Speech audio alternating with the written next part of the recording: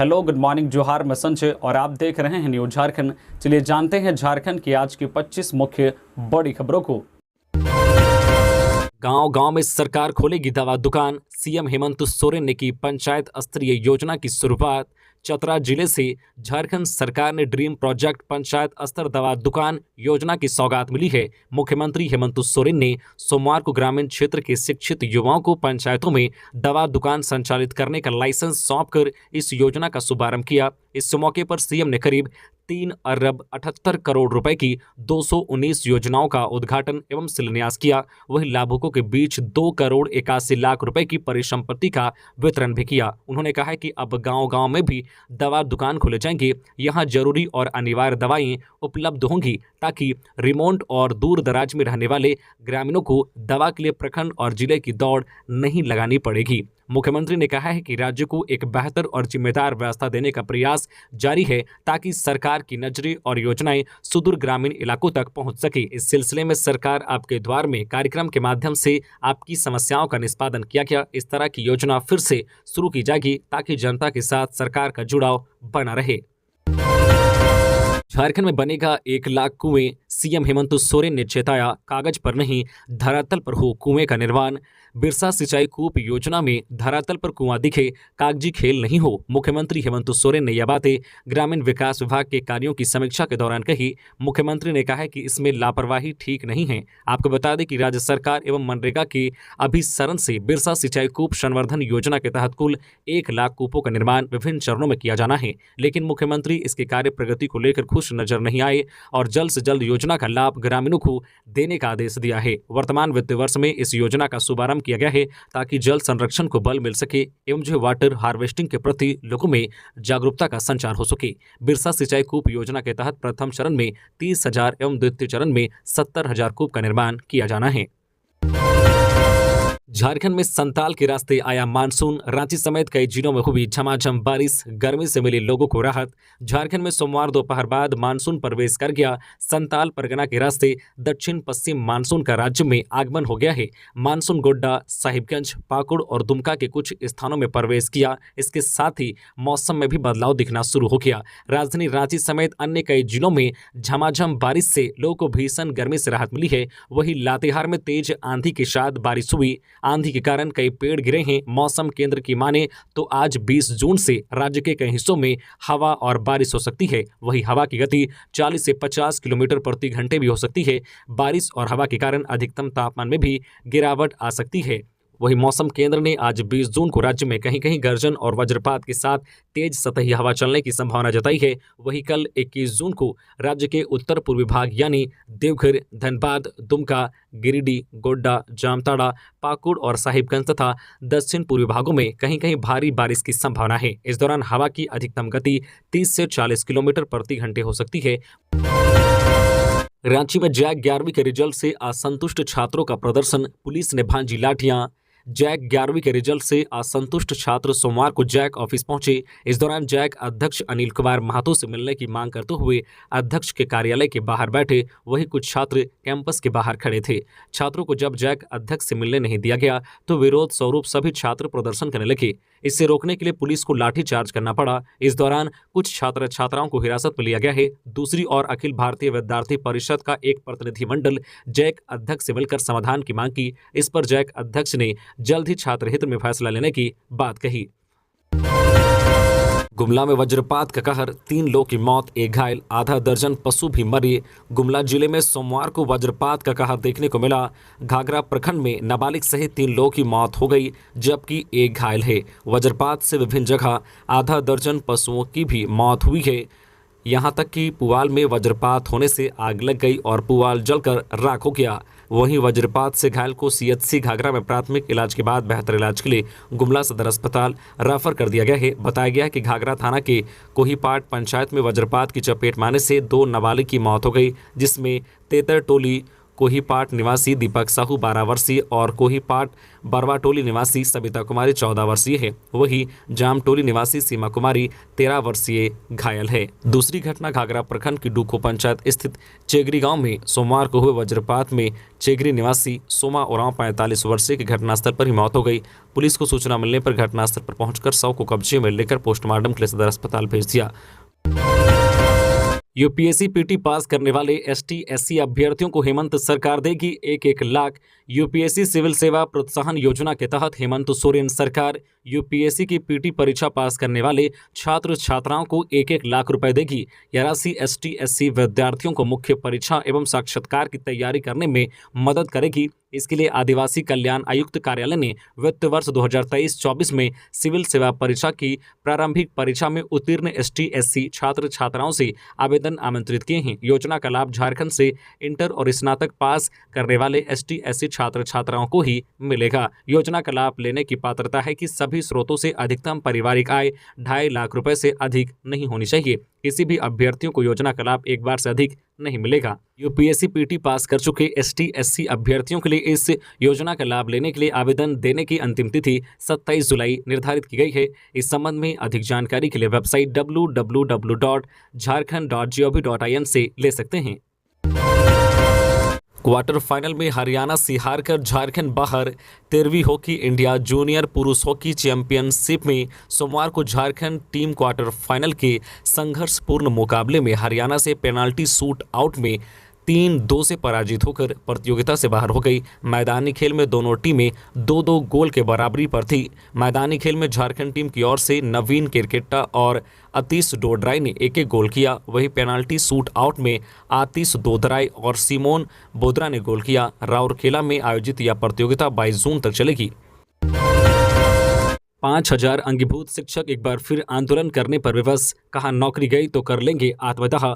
झारखंड अंगीभूत महाविद्यालय इंटरमीडिएट के अनुबंध शिक्षक एक बार फिर आंदोलन करने पर मजबूर हो गए हैं। सोमवार को सभी अंगीभूत शिक्षकों ने रांची के राजभवन के समीप इकट्ठा होकर अपनी पुरानी मांग समायोजन की गुहार लगा रहे थे। इससे पहले भी राज्य के 5000 अंगीभूत महाविद्यालय के शिक्षकों ने 7 जून को अपनी मांगों को लेकर राजधानी की सड़कों पर उतरे थे। दरअसल केंद्र सरकार की नई शिक्षा नीति के अनुसार अब इंटर की पढ़ाई केवल 10+2 विद्यालय में होगी। इस फैसले से राज्य के लगभग 65 अंगीभूत महाविद्यालय के 5000 शिक्षकों की नौकरी पर तलवार लटक रहा है। इतना ही नहीं, इन महाविद्यालयों में पढ़ रहे 96,000 छात्र भी इस नीति से प्रभावित हो रहे हैं। बीज घोटाला मंत्री सत्यानंद भोक्ता ने कोर्ट में पेश किया दस्तावेज।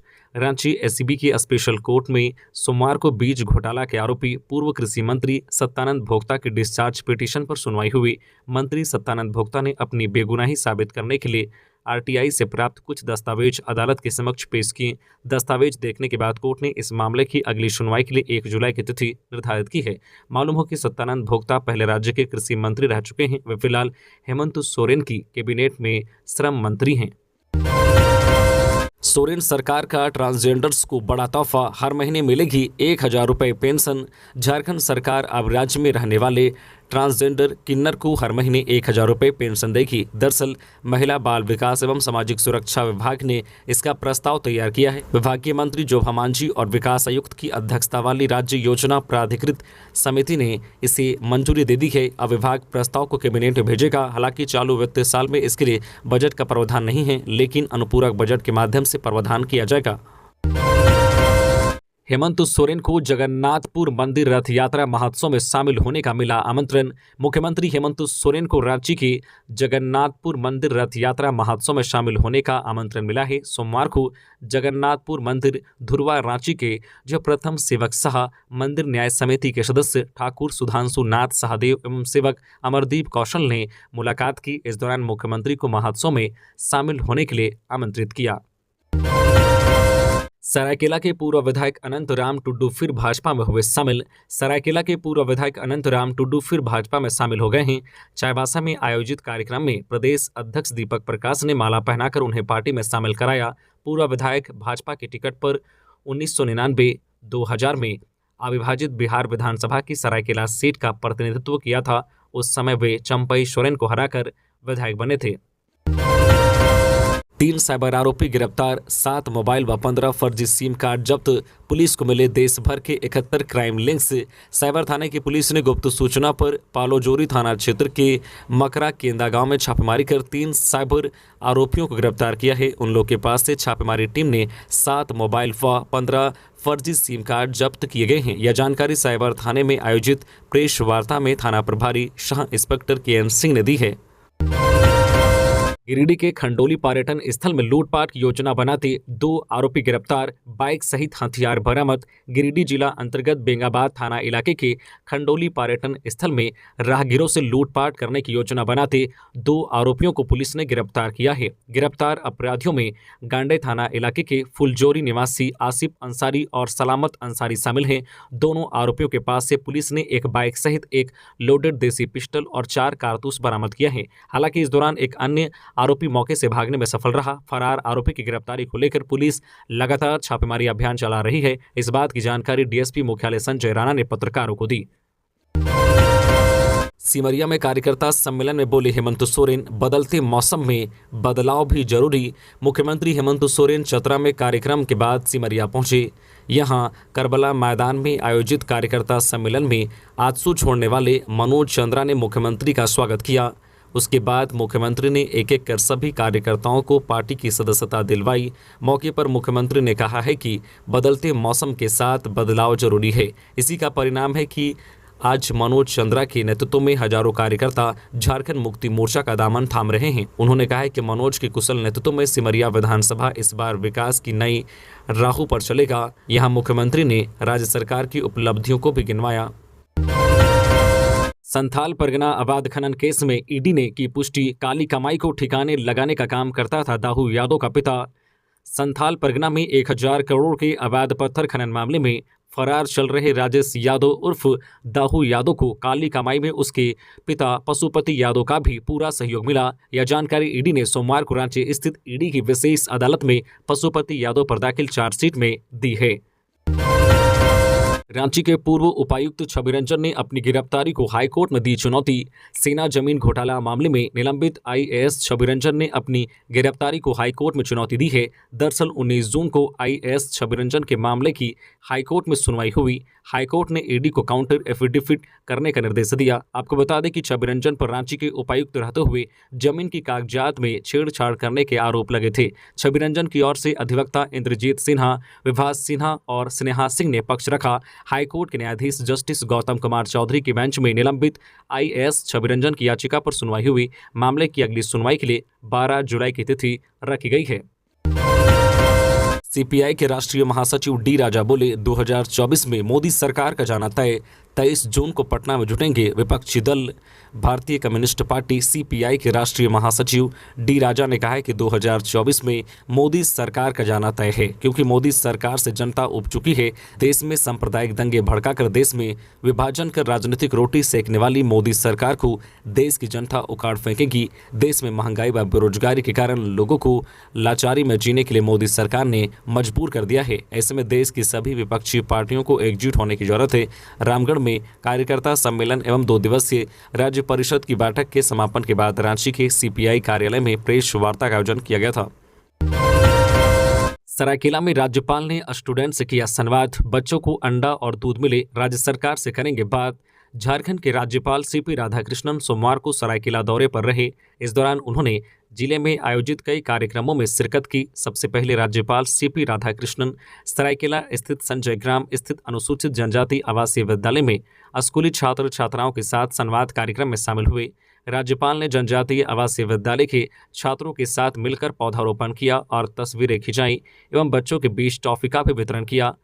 वहां बच्चों को प्रोत्साहित करते हुए अच्छे से पढ़ने की बात कही। वही केवी पीएचडी बालिका उच्च विद्यालय में आयोजित कार्यक्रम में राज्यपाल ने कहा कि कक्षा 9 से ऊपर तक के बच्चों को सप्ताह में 1 अंडा और 2 गिलास दूध मिले। इस संबंध में वे राज्य सरकार से बात करेंगे। राज्यपाल ने कहा है कि स्कूल ऑफ एक्सीलेंस राज्य सरकार की अच्छी पहल है। उन्होंने कहा है कि बच्चों को लक्ष्य निर्धारित कर आगे पढ़ना है और शेड्यूल तय करना है कि कब क्या करना है। पढ़ाई से लेकर खेलने का समय तय करें।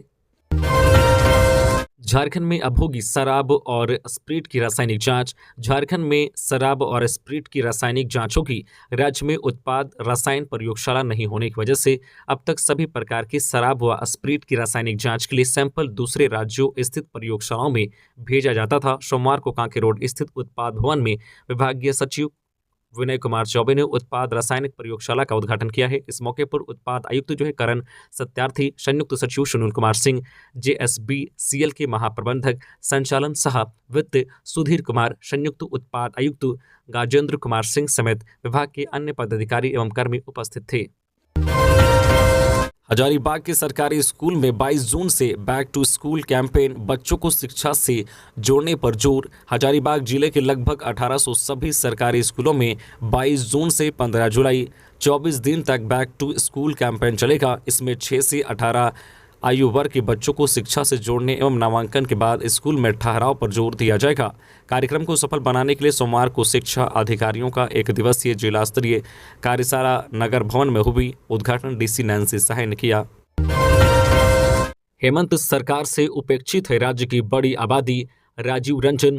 भाजपा का दामन थामने के बाद सोमवार को रिटायर्ड IPS राजीव रंजन सिंह ने सर्किट हाउस स्थित अपने कार्यालय में कार्यकर्ताओं के साथ परिचायक बैठक की, जिसमें आगे की रणनीति पर विचार विमर्श किया गया। बैठक में तय किया गया है कि अगले सप्ताह भाजपा कार्यकर्ताओं के बीच संपर्क अभियान चलाया जाएगा। इस दौरान प्रत्येक मंडल के कार्यकर्ताओं से मिलकर समस्याओं की सूची बनाई जाएगी और उसके खिलाफ आंदोलन चलाने के लिए जागरूकता अभियान चलाया जाएगा।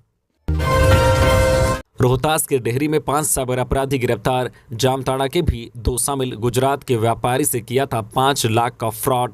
रोहतास पुलिस ने 5 साइबर अपराधियों को गिरफ्तार किया है। इस संबंध में ASP शुभांक मिश्रा ने सोमवार को बताया कि गिरफ्तार अपराधियों में 3 डेहरी के जबकि 2 जामताड़ा झारखंड से हैं। इन सभी ने गुजरात के एक व्यक्ति के खाते से 5 लाख का साइबर फ्रॉड किया था। ASP ने बताया कि सूरत पुलिस के द्वारा रविवार को सूचना दी गई कि कांड के वादी के खाते से 10 लाख का साइबर फ्रॉड हुआ है। इसमें 5 लाख रुपए डेहरी नगर थाने के रहने वाले अंकुर उर्फ सहज राठौर पिता राकेश राठौर भोडिया के खाते में गया है। उसी खाते से ATM एवं पोस्ट मशीन द्वारा पैसे की निकासी की गई है।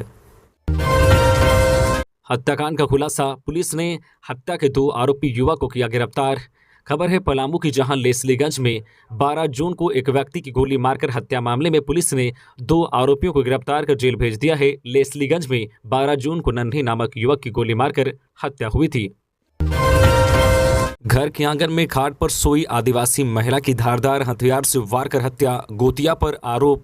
साहिबगंज जिला के 3 पहाड़ थाना क्षेत्र के सावलापुर सड़क टोला गांव में एक वृद्ध महिला की हत्या कर दी गई। घटना रविवार रात की बताई जा रही है। महिला की हत्या धारदार हथियार से वार कर की गई है। मिली जानकारी के अनुसार सावलापुर सड़क टोला गांव की रहने वाली शिवलाल सोरेन की 65 वर्षीय पत्नी रंधावन टुडू अपने घर के आंगन में खाट पर सोई हुई थी। इसी दौरान गोतिया के सिरिल सोरेन ने उनके गला पर धारदार हथियार से वार कर उसकी हत्या कर दी। महिला की चीख सुनकर बगल के बरामदे में सो रहे मृतक के पति शिवलाल सोरेन ने देखा कि एक व्यक्ति उसके घर से भाग रहा है। उसको पकड़ने की कोशिश की, लेकिन शख्स ने उस पर भी वार कर दिया। हालांकि शिवलाल बाल बाल बच गया। मृतक के पति ने हत्यारे को पहचान लिया। उसने पुलिस को बताया कि पिछले 2 माह से सड़क चौड़ीकरण में मिले राशि बंटवारा को लेकर विवाद चल रहा था।